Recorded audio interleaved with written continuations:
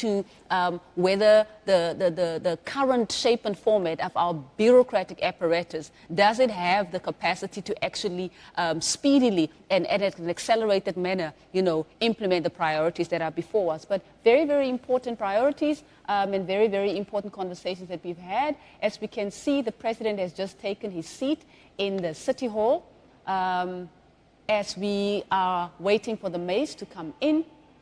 Us of the Black Road walking in, and the Speaker of the National Assembly is walking in as they are getting themselves ready to start the proceedings of the day. And the agenda for today, of course, is very important priorities of Finance to deliver the 2023 budget speech. With that said, we are now crossing over to the chamber.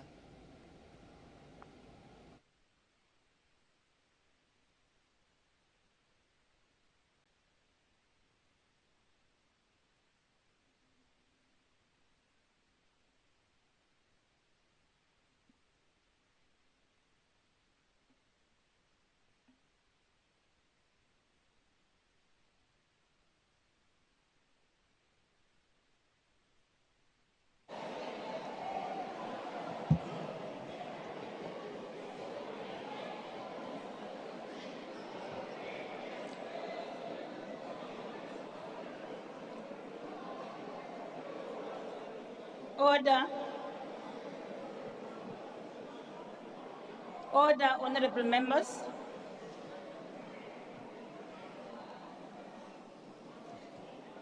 The Secretary will read the first to the third orders together.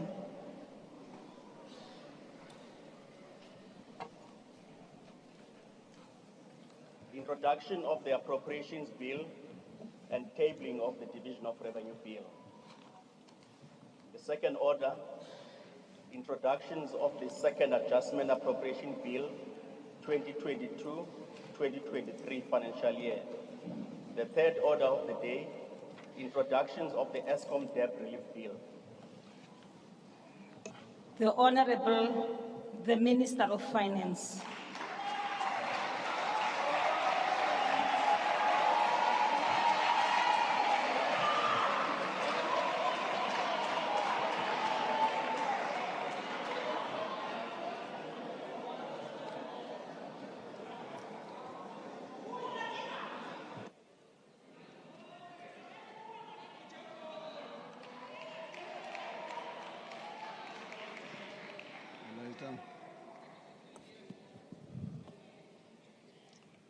Madam Speaker, Nosiviwe Mapisa Nqakula, His Excellency President Cyril Ramaphosa, His Excellency the Deputy President Mr. David Mabuza, Cabinet colleagues, members of the Executive Committee for Finance, the Governor of the South African Reserve Bank, the Commissioner of the South African Revenue Services, Deputy President of the governing party, Honorable Mashatile, and leaders of all political parties and fellow South Africans. I'm honored to table the following documents before this House. The 2023 Division of Revenue Bill, the 2023 Appropriation Bill, the estimate of national expenditure, the 2023 budget review, the Second Adjustment Appropriation Bill, the ESCOM debt relief, and this budget speech. We're tabling the 2023 budget in a difficult domestic and global economic environment. The global recovery is slowing. Domestically, load shedding has become more persistent and prolonged, impacting on service delivery and threatening the survival of many businesses. This is compounded by the disruption to freight and logistic networks. Households are under pressure from rising cost of living, and unemployment remains stubbornly high. We are navigating this difficult environment with policies that support faster growth, and address in transport. And thirdly, we're strengthening the capacity of the state to deliver quality public services, invest in infrastructure, and fight crime and corruption. In this budget, we are allocating additional resources towards these endeavors without compromising the sustainability of public finances. Since 2022 budget, global growth estimates for 2023 have been revised downward. The International Monetary Fund projects global growth to slow from an estimated 3.4% in 2022 to 2.9% in 2023. Global economic risks remain high, including those relating to the ongoing war in Ukraine, and could impede growth if they materialize. The reopening of the Chinese economy, however, may offer some reprieve by supporting a stronger rebound in global trade and demand. South Africa's economy grew by an estimated 2.5% in 2022.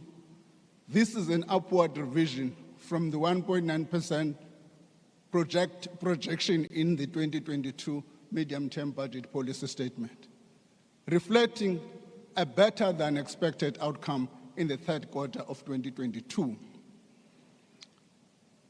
At 4.6 trillion, the size of the economy in 2022 was far bigger than the pre-pandemic levels in real terms. This is evidence of a robust economic recovery, even in the face of lingering COVID-19 scarring. However, the medium-term growth outlook has deteriorated. The real GDP growth is projected to average 1.4% from 2023 to 2025, compared with 1.6% estimated in October. Madam Speaker, in these conditions, government must maintain a prudent fiscal stance. The fiscal consolidation strategy we adopted several years ago has, one, restrained growth mainly in consumption expenditure, and two, allowed us to use part of higher than expected revenues to reduce the deficit. As a result, we're bringing the fiscal deficit down without resorting to tax increases or further cuts in social wage and infrastructure. A primary fiscal surplus will be achieved in the current financial year, and this will be maintained over the medium term. This is a critical policy stance. In addition, we must consider the consolidated position, which includes debt service cost. In this regard, the consolidated fiscal deficit is projected at 4.2% of GDP for 2022-23, and this will reach 3.2% in 2025-26. These figures include the impact of the partial takeover of Eskom debt, which I will elaborate on later. Mainly due to the Eskom debt relief, government debt will stabilize at a higher level of 73.6% of GDP in 2025-26. This is 3 years later than anticipated in the 2022 medium-term budget policy statement. In general, government debt is high. The gross debt stock is projected to increase from 4.73 trillion in 2022-23 to 5.84 trillion in 2025-26. And because debt is high, our debt service costs are also high. Debt service costs are projected to average 366.8 billion annually over the medium term, reaching 397.1 billion in 2025-26. These are resources that could otherwise be used to address pressing social needs or to invest in our future. There are risks to the fiscal outlook. These include a worsening of the economic outlook, a further weakening of the finances of state-owned companies, and a possible unaffordable public service wage agreement.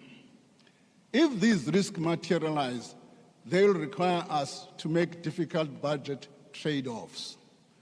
For these reasons, we must continue exercising fiscal restraint. Accordingly, government non-interest spending will be kept below the level of revenue into the future, and will continue targeting the stabilization of debt. Madam Speaker, eradicating poverty, inequality, and unemployment is as urgent, if not more so, as it was at the dawn of our democracy nearly 30 years ago. A growing economy is key to achieve this objective. Implementing growth-enhancing reforms is a crucial element of our growth strategy.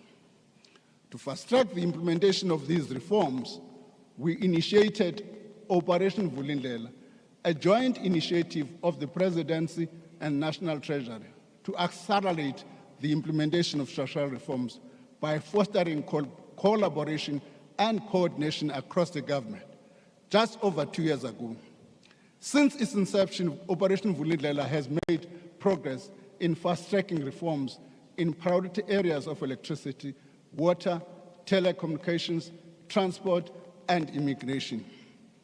In water, the backlog of water license applications has been cleared, and new licenses now are being issued within 90 days.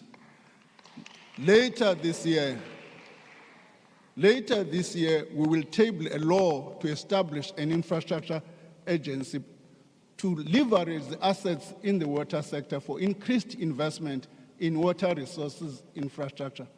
In digital communication, we will soon switch off the analog signal and finalize the migration to digital signal.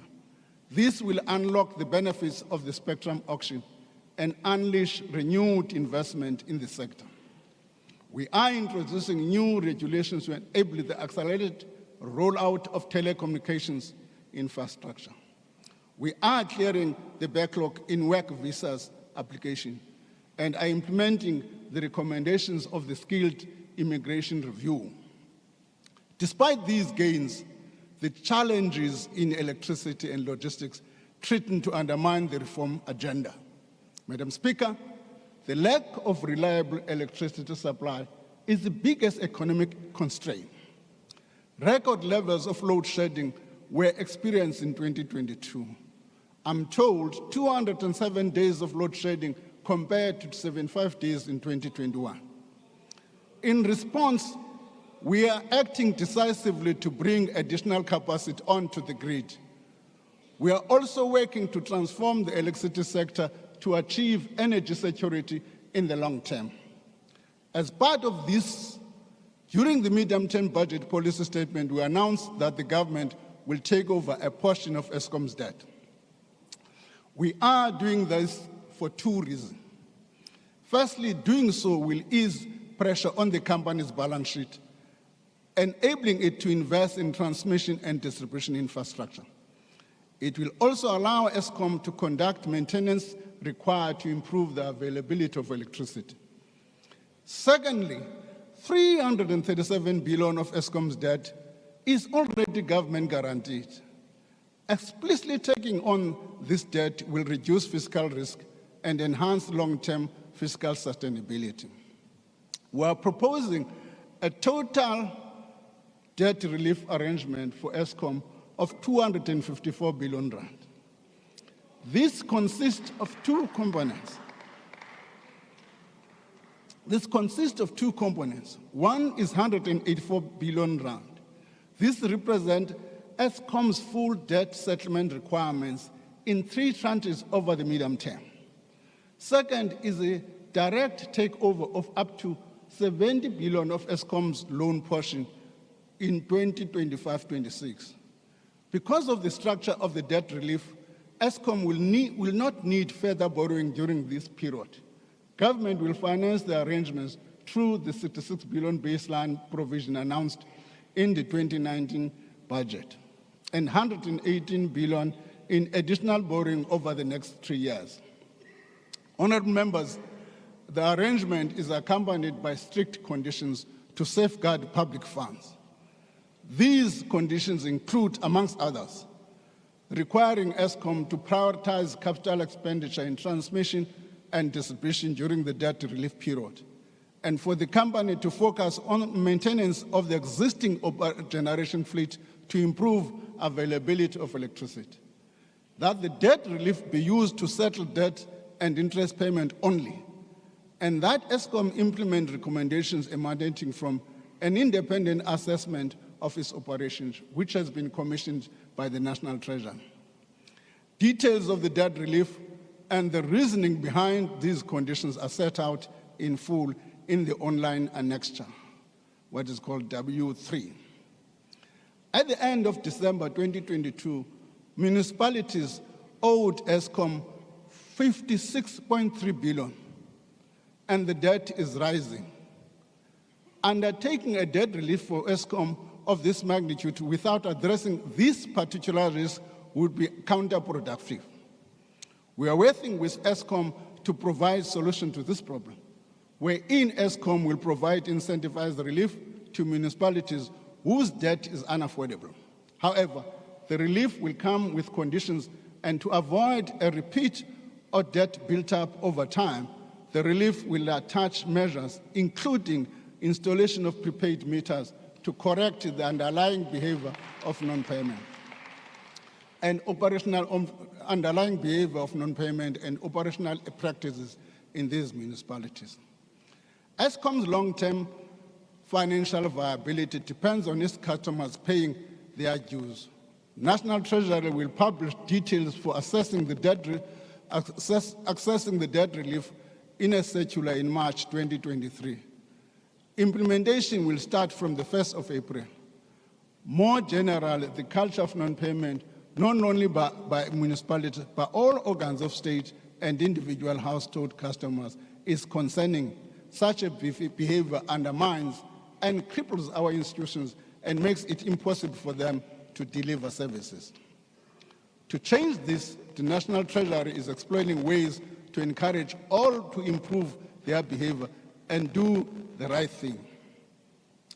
Madam Speaker, the energy and electricity sector here at home and globally is undergoing a rapid process of systematic change. Green technologies are becoming cheaper, and the deployment of low carbon solution is accelerating. We recognize that we have a role to play in encouraging adaptation and mitigation. I'm pleased to announce 2 tax measures to encourage businesses and individuals to invest in renewable energy and increase electricity generation. From the 1st of March 2023, businesses will be able to reduce their taxable income by 125% of the cost of investment in renewables. There will be no thresholds on the size of the projects that qualify, and the incentive will be available for 2 years to stimulate investment in the short term. As announced by the President, we will also introduce a new tax incentive for individuals to install rooftop solar panels to reduce pressure on the grid and help ease load shedding. Individuals who install rooftop solar panels from 1st of March 2023 will be able to claim a rebate of 25% of the cost of the panel, up to a maximum of 15,000. This can be used to reduce their tax liability in 2023-24 tax year. This incentive will be available for 1 year. Changes to the Bounce Back Loan Guarantee Scheme are also proposed to incentivize renewable energy, rooftop solars, and address energy-related constraints experienced by small and medium enterprises. Government will guarantee solar-related loans for small and medium enterprises on a 20% first loss basis. National Treasury will launch the Energy Bounce Back Scheme on the 1st of April. More broadly, part of addressing the persistent electricity supply shortage must involve implementing a just transition to low-carbon economy. Climate change poses considerable risks, and constraints to sustainable economic growth in South Africa. We are among the most water-scarce countries in the world, and recent events have shown that extreme weather events such as floods, heat waves, and drought are occurring more often, and their intensity is worsening. Our Just Energy Transition Plan addresses these urgent climate changes. It aims to significantly lower emission of greenhouse gases and harnesses investment in new energy technologies, electric vehicles, and energy efficiency appliances. Most importantly, it ensures that communities tied to high-emitting energy industries are not left behind and are provided with the new skills and new economic and employment opportunities. Through the Just Energy Transition Investment Plan, launched by the President in 2022 at COP27, the country will make significant investment in our economy over the next 5 years, supported by a coherent industrial policy to enable innovation and economic diversification. International Partners Group of Developed Economies in 2021 pledged $8.5 billion to support South Africa's transition. This will go a long way. South Africa, through the role in G20, the IMF, and the World Bank, has stressed that developed nations could do more to support the energy transition of developing nations, especially by ensuring that the financial support included a much larger grant funding component. Infrastructure investment lays the foundation for inclusive and sustainable growth. They address supply-side constraints and expand access to basic services. Overall, the public sector is projected to spend 903 billion rand in infrastructure over the medium term. The largest portion of this, around 448 billion, will be spent by state-owned companies, public entities, and through public-private investment partnerships. These spending plans are mostly for strategic projects in the following sectors. Transport and logistics will spend an estimated 351.1 billion, including for Nsarl to improve the road infrastructure network. Water and sanitation is planned to spend 132.5 billion over the next 3 years, mainly by the water boards. As we undertake infrastructure projects, we need to crack down on criminality in the construction sector. The extortion and intimidation of lawfully appointed contractors and the workers they employ cannot be tolerated. Madam Speaker, allow me to highlight a few of shovel-ready projects approved through the budget facility for infrastructure. The 488-bed Limpopo Central Hospital will finally begin in construction in March this year. Phase 2 of the Willie Sizwe Rural Bridges program breaks ground in April this year. It plans to install 96 bridges annually to enable rural communities in the Eastern Cape, KwaZulu-Natal, Mpumalanga, Limpopo, Free State, and Northwest to safely access schools and workplaces. 308 billion rand is allocated for the program over the medium term. The Sol Plaatje municipality will repair aspects of the Riverton water supply scheme, which is the only water source and supply system to Kimberley. The construction of the enabling bulk infrastructure such as roads, water components for Lufereng mixed-use development in Gauteng begins in June 2023. It will support development of 31,000 mixed housing units. Access roads for the Mzumvu water project are nearing completion. The construction of the Ndabelanga Dam will begin this year. Additional funding during the next financial year may be required to ramp up implementation. Site establishment for the Kenwellium Dams project in Western Cape is completed. Early construction works include surface preparations are underway. Our focus is not only on building new infrastructure, but also on maintaining existing infrastructure. We do this to ensure that it lasts long and performs according to the required standard. At the same time, we're looking at initiatives to leverage private sector resources in public infrastructure delivery. This is to strengthen state capacity to expand infrastructure delivery and to catalyze private finances.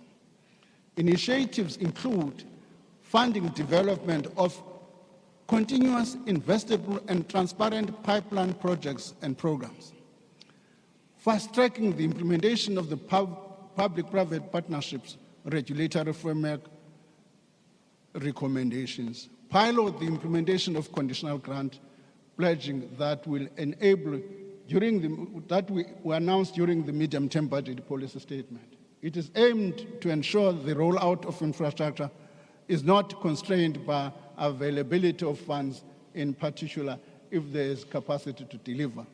This is what some of the provinces are calling the front-loading. The Division of Revenue Bill is amended accordingly to give effect to that proposal. Interventions in supporting growth are critical to the health and sustainability of the economy. They need to be complemented by a policy environment that promotes the performance of productive sectors in an integrated way. This will require difficult but necessary trade-offs to ensure that the appropriate support is properly targeted at the correct product and value chain. Let me now turn to the revenue outlook and tax proposals.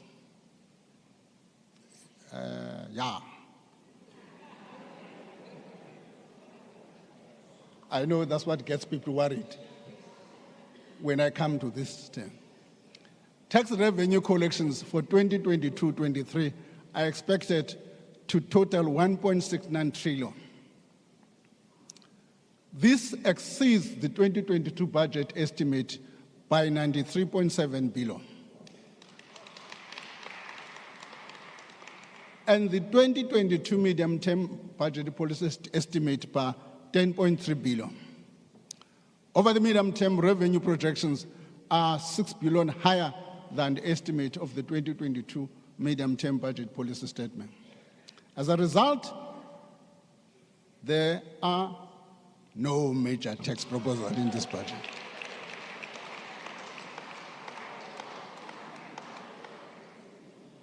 There are major tax proposals in this budget.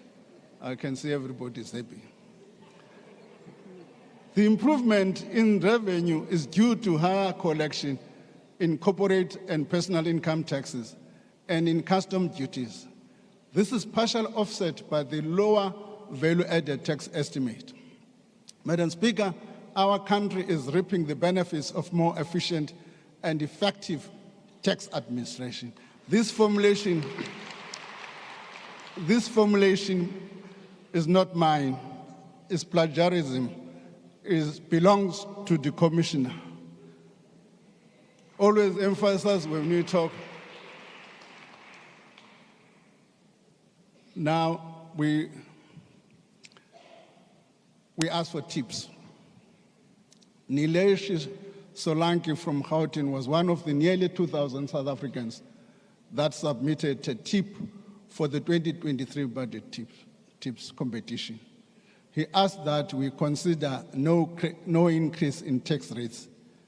Nilesh, you'll be happy to know that 2023-24, government will provide, instead of increasing, a tax relief of 13 billion rand.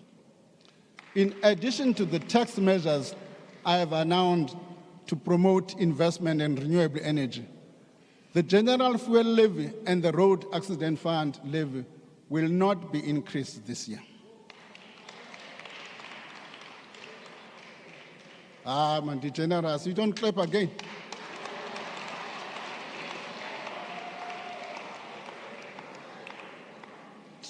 To ease the impact on electricity crisis on food prices, the refund on the road accident fund levy for diesel used in manufacturing process, such as for generators, will be extended to manufacturers of foodstuffs. This will take place from the 1st of April 2023 for 2 years. The personal income tax bracket will be adjusted for inflation, which will increase the tax-free threshold When I say it's adjusted for inflation, it doesn't mean I'm increasing it. It means I'm relieving people and moving higher up. The threshold for tax-free was 95,000. Now I'm increasing it. So even if you're about 91,000, we are 95,000 now, you start getting taxed. Medical tax credit will also be increased by inflation to 364 per month for the first two members and to 246 per month for additional members. The retirement tax table for lump sum withdrawn before retirement and for lump sum withdrawn at the retirement will be adjusted upwards by 10%. This is also a benefit. This means that tax-free amount that can be withdrawn at retirement increases to 550,000. The brackets of the transfer duty table will also be increased by 10%, allowing properties below 1.1 million to avoid any transfer duty payments. The research and development tax incentive will be extended for 10 years and will be refined to make it simpler and more effective. The urban development zone tax incentive will also be extended by 2 years to allow for the review of the incentive to be completed. After further consultation, the government intends to publish revised draft legislation on the two-pot retirement system. This will include details on the amount that could be immediately available when the system is implemented from 1st of March 2024. Any withdrawals from the accessible saving point will be taxed as income in the year of withdrawal. And after a review and consultation last year, and taking into account the impact of the Upstream Petroleum Resource Development Bill, the minimum royalty rate for oil and gas companies will be increased to 2%. The maximum rate of 5% remains unchanged. Due to difficult operating environment for the sugar industry, from the impact of flooding, social unrest, the health promotion levy will remain unchanged for the following 2 fiscal years. To enable the industry to diversify, restructure, government proposes an increase in the excise duties of alcohol and tobacco of 4.9%, in line with the expected inflation. This means that a 340 milliliter can of beer increases by 10 cents. A 750 milliliter bottle of wine goes by 18 cents. A 750 milliliter bottle of spirits, Salimala.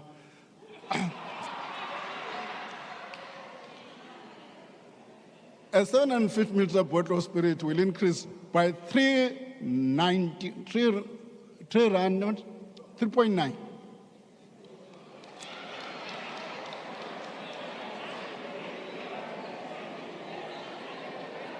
No sympathy for smokers.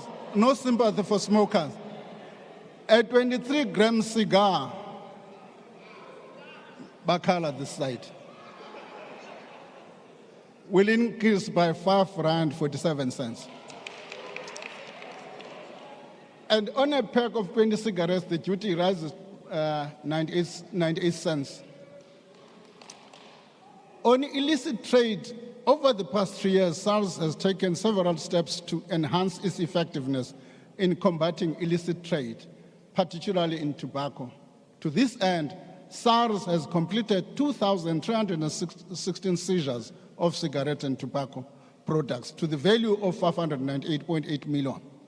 An additional 18 billion worth of schedules and assessment have been raised targeting syndicated tobacco-related crimes. Furthermore, SARS has collected more than 1.2 billion in revenue and handed over 92 cases for criminal proceeding with the NPA, of which resulted in successful conviction related to tobacco smuggling syndicates. Madam Speaker, let me come to the juicy part. Madam Speaker, the 2023 budget proposal reflects the government's priority by making targeted allocation for specific programs. Over the medium term, more than 60% of the non-interest spending goes to the social wage, while spending on buildings and other fixed structures such as roads and dams will increase from 62 billion in the current financial year to 104 billion in the medium term.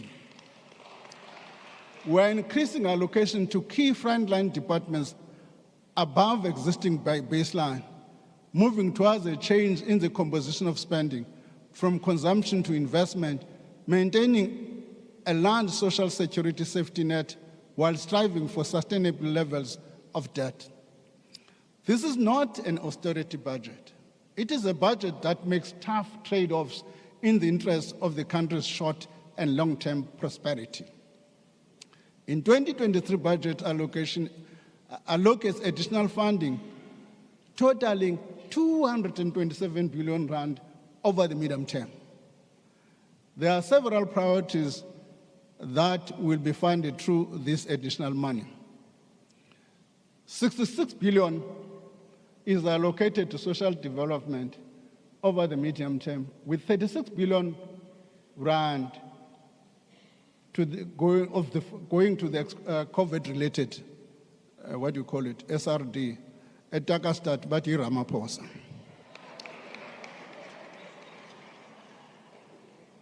R36 billion is for SRD. 30 billion rand is used for inflation-linked increases for Ogogo.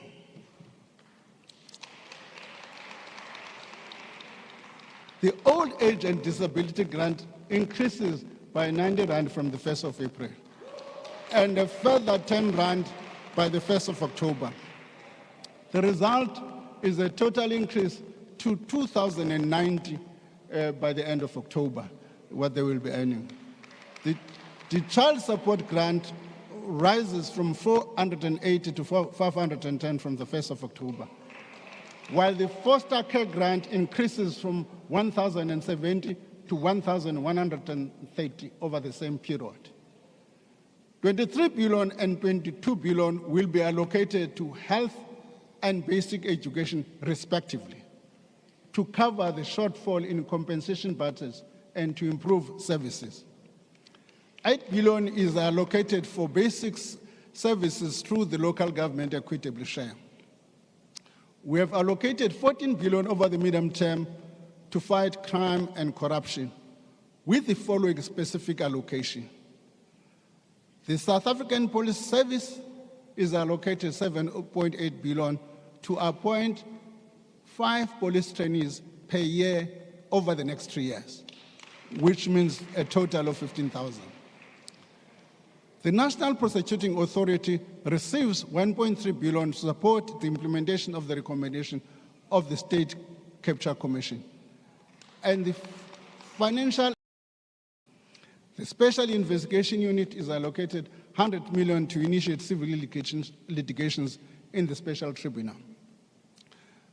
Flowing from the proclamation linked to the recommendation of the State Capture Commission, discussions are taking place on funding for other departments, including Parliament, that need to implement these recommendations.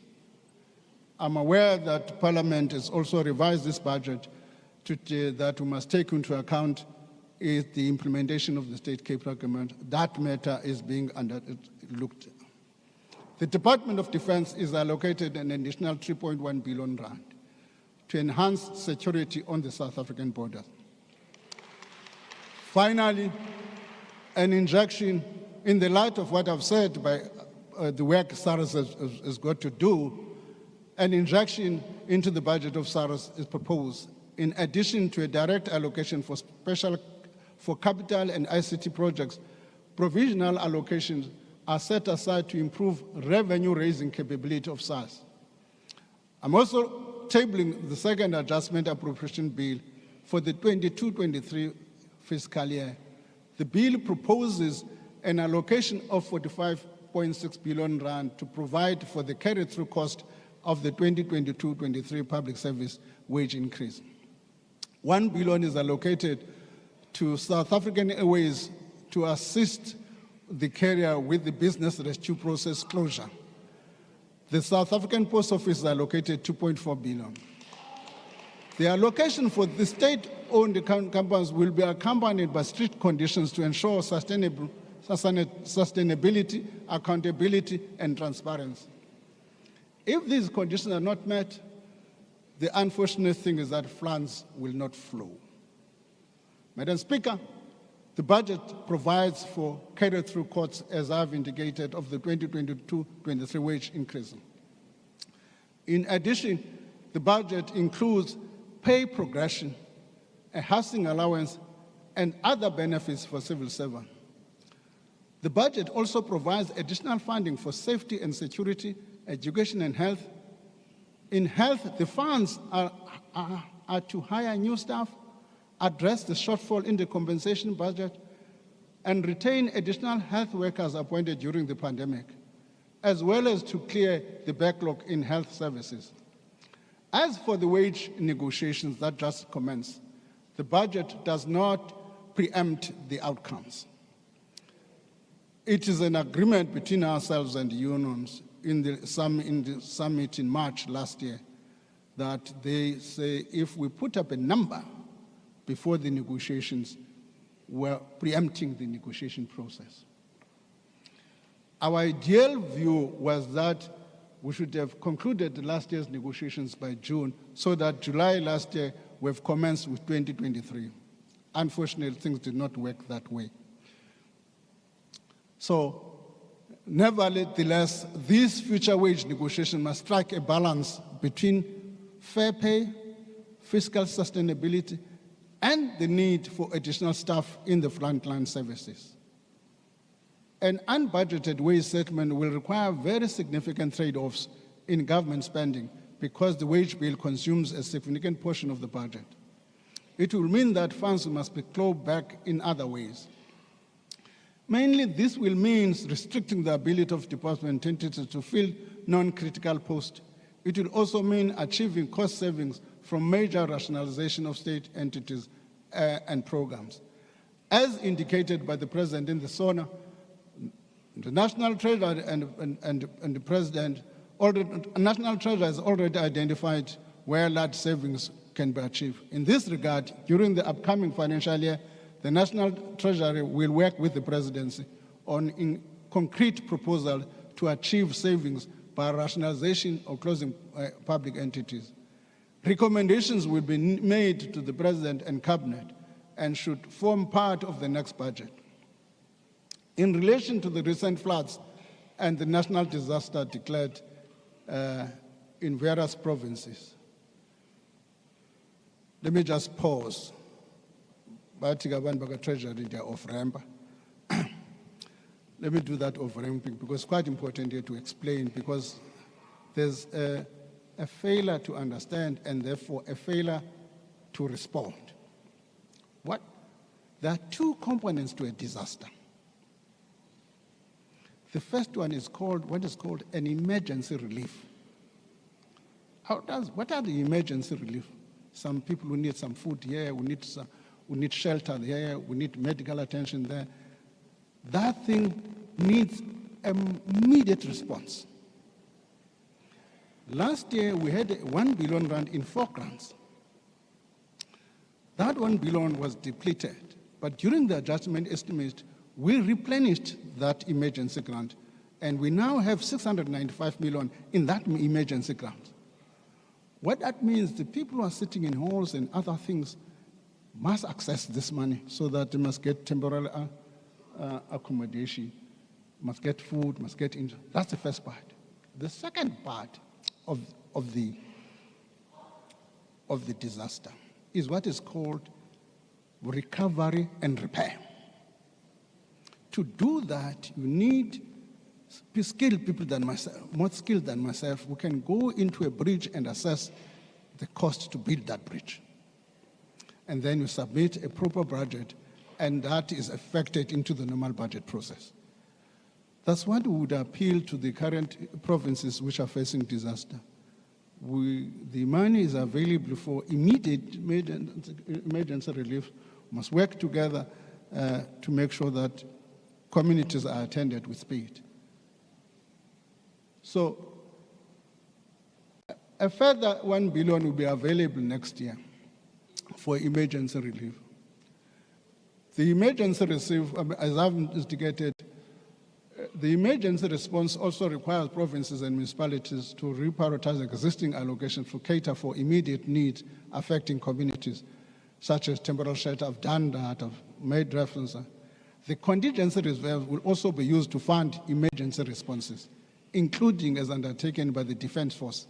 As it pertains to recover and repair, I've also explained that, which relates to longer-term rehabilitation that will be factored into the normal budget process. So that is what we appeal should be done. Funding for this rehabilitation will also be done through the normal process. Move.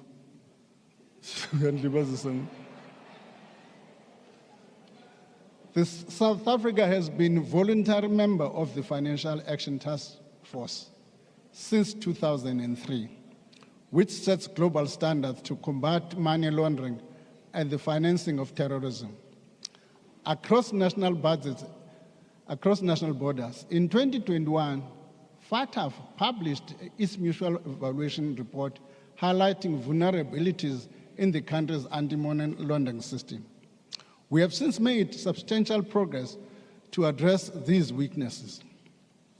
2 laws have been enacted to address the technical deficiencies in the legislative framework, namely the General Laws Amendment Act of 2022, the Protection of Constitutional Democracy Against Terrorism and Related Activism Amendment Act. I must at this stage pause and thank the honorable members for the speed with which these pieces of legislation were processed.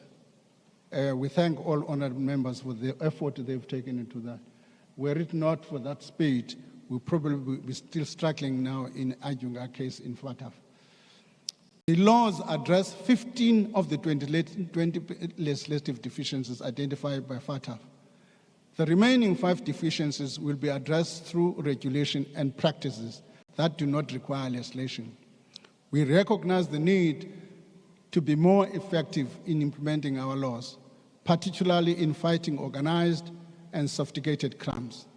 Addressing the FATF issues is part of the broader fight against corruption, crime, state capture, and the deliberate weakening of the institutions of law and order in our country. The FATF plenary will make its decision later this week on whether or not to put South Africa under increased monitoring, otherwise known as grey listing. We should be prepared for that possibility. The 2023 budget increases allocation for all spheres of government to assist with urgent spending pressures. Relative to the 2022 budget, direct provincial allocations increased by 92.7 billion to 2.17 trillion over the medium term. The increase consists of 76.9 billion added to the provincial equitable share and 15.8 billion added to the direct conditional grants. Local government allocation will increase by a total of 14.3 billion, made up of 18.1 billion in local government equitable share and 6.2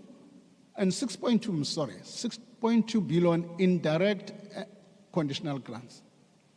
This takes the total direct allocation to local government to 522 billion rand over the same period. These allocations alleviate some of the financial pressures, particularly in health, education, and free basic service, where the cost of providing services are rising. Madam Speaker, our economy is facing significant risk.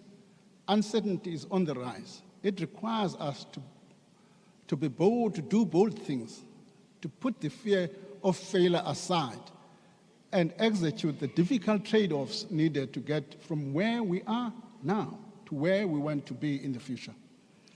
The measures in this budget reflect these realities and the need to act boldly. Madam Speaker, I'm grateful to the President and Deputy President for their support and the leadership. Thank you for the Deputy Minister of Finance and the National Treasury team led by the Acting Director General. My sincere thanks to the Commissioner of South African Revenue Services and the Governor of the South African Reserve Bank. Let me also thank my colleagues in the Ministers' Committee on Budget and the members of the Budget Council from the provinces who shared the load of tough decisions that have to be made. Similarly to the Parliamentary Committee of Finance and Appropriation, and I express my sincere appreciation. My gratitude also goes to Neil Bell from the Parliamentary Bills Office. He retires in May this year after 41 years of going the extra mile to support the passing and the tabling of the budget and other legislation in Parliament.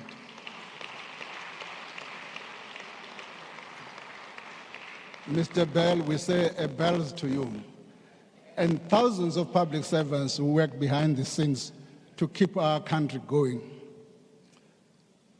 Let me thank each of you South Africans for the support. Sashe Yewani, we thank you. Nyazimba. Kumamchal.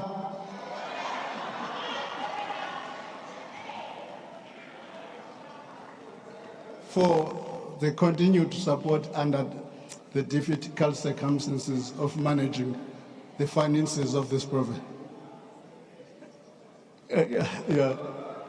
So, thank you very much. That is your budget, Madam Speaker.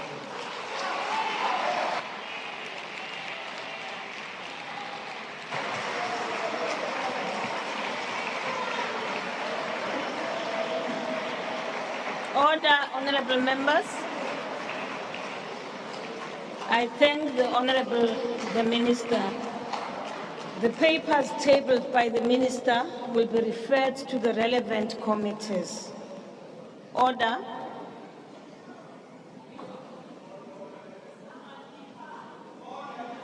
Order, Minister and Chief Whip and the President.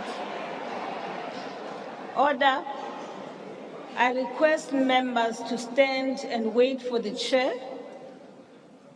and the mace to leave the chamber. That concludes the business for the day, and the House is adjourned.